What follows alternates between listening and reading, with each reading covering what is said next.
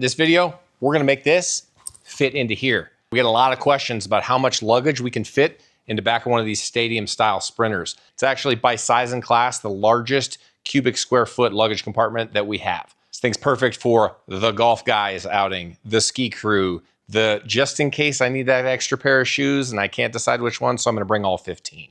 For our counting purposes today, this one equals these two.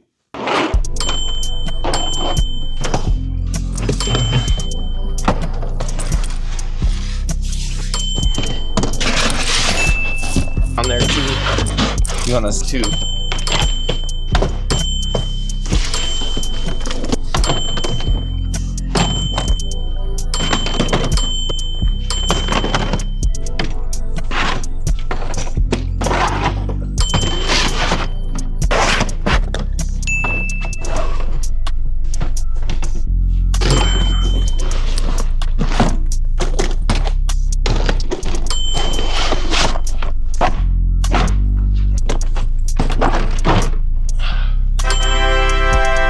One of the secret ingredients for this luggage compartment starts on the inside of the bus with this stadium style seating, tiering up into the back row.